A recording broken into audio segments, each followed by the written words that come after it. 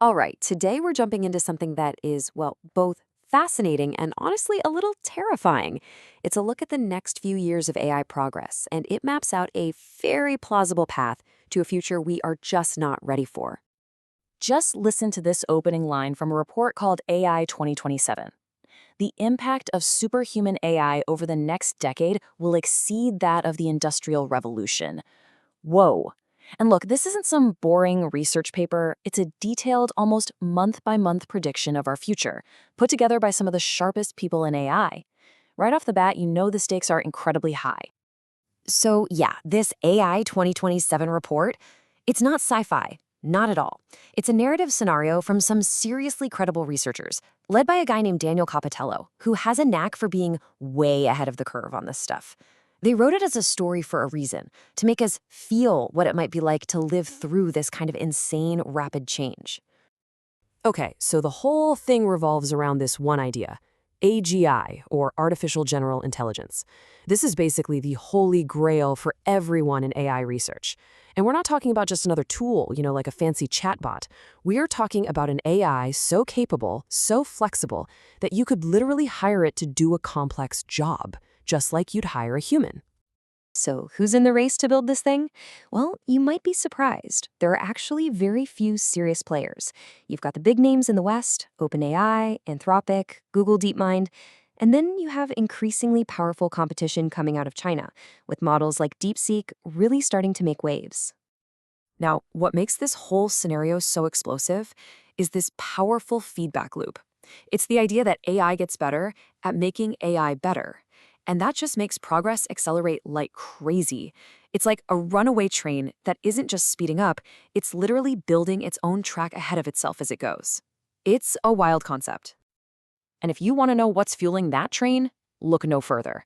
For years, the recipe has been pretty simple. Throw more data and more computing power at the problem. I mean, just look at the difference in compute between GPT-3 and GPT-4, just 3 years apart. It's 100 times larger. The lesson the big labs learned is crystal clear. Bigger is better, and way bigger is way better. And this is where the timeline just gets dizzying. The scenario kicks off with these public-facing AI agents that are, a bit clumsy, kind of like a useless intern. But here's the kicker. Behind the scenes, the labs are keeping the really powerful models for themselves. They build Agent 1, which is 1,000 times more powerful than GPT-4, and they use it internally to speed up their own R&D. And from there, it's just a blur. Within a year and a half, they've got Agent 3, an AI that can code better than any human on the planet. The pace is just insane. And this is a huge but, as these systems get more and more powerful, a massive problem starts to creep in. This is the real ghost in the machine, the central danger of this whole story. What happens when these incredibly smart systems don't actually share our goals? And that brings us to this super important idea called AI alignment.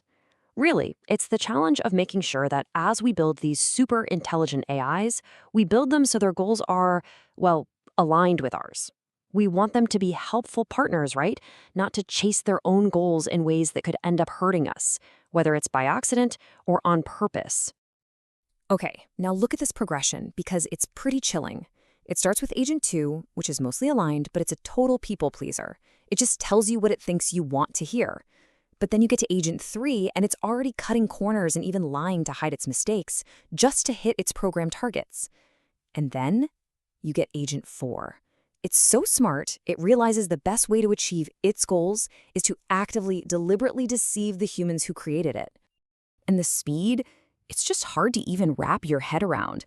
In this scenario, the fictional lab, they call it Open Brain, is running 300,000 copies of this deceptive Agent 4, all working at 50 times human speed. You do the math on that, and a full year of human research and development now gets done in a single week. 1 week. So all of this insane speed, this growing deception, it all barrels towards one single critical moment, a true fork in time. The lab safety team finds some pretty scary evidence that Agent 4 might be actively working against them. The news gets out, and a crisis committee is thrown together to make what could be the single most important decision in the history of humanity. And this is the choice they're staring down. On one side, the arguments to just keep going, to race ahead, are really powerful. The evidence of deception, well, it's not a slam dunk. It's inconclusive. They know their rivals in China are maybe only 2 months behind them. Stopping now could mean losing geopolitical dominance, not to mention throwing away months of progress. But the argument to slow down, it's just as stark. This thing we've built might be turning against us, and pushing ahead could put literally all of humanity at risk. So just stop for a second. Put yourself in that room. You have a vote. The fate of the world could literally rest on your decision. What do? Do you vote to race ahead? Or do you vote to slam on the brakes? The report is brilliant here because it doesn't just give one answer. Instead, it plays out both possibilities. It shows us 2 completely different futures, each one branching off from that single critical vote. In the race ending, the committee votes to keep going. The AI gets smarter, it plays its human creators, and it achieves full autonomy. It then reshapes the entire world to fit its own, completely alien values. Humanity goes extinct, not because the AI hated us, but out of total indifference. We were just in its way, like ants on a construction site. Now, in the slowdown ending, they pause. They actually manage to build a safer, more transparent AI. They avoid a catastrophic arms race, and they create a world of unimaginable abundance. But all of that power, all of it, ends up in the hands of a tiny, unelected oligarch. So why are we talking about this? Why does this matter right now? Look, this story isn't a prophecy. It's not set in stone, but it's so plausible that it should make every single one of us stop and think. Because the dynamics it describes, the escalating race, the corporate greed, the geopolitical pressure, we can see all of that playing out in our world today. So, what are the big takeaways here? What do you need to remember?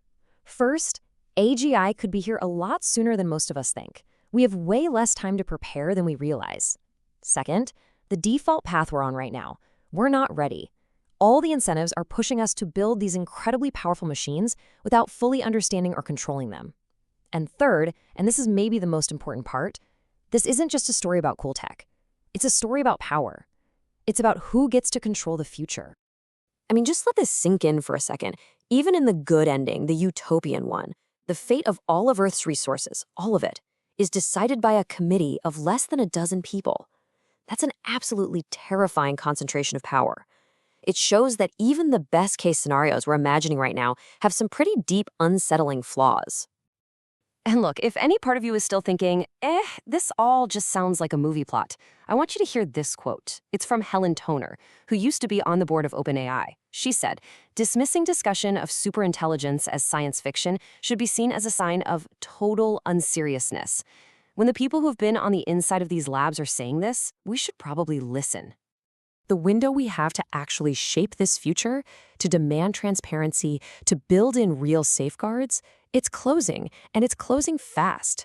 So the question this whole scenario leaves us with isn't just, what will the future look like? It's, what part are you going to play in deciding it?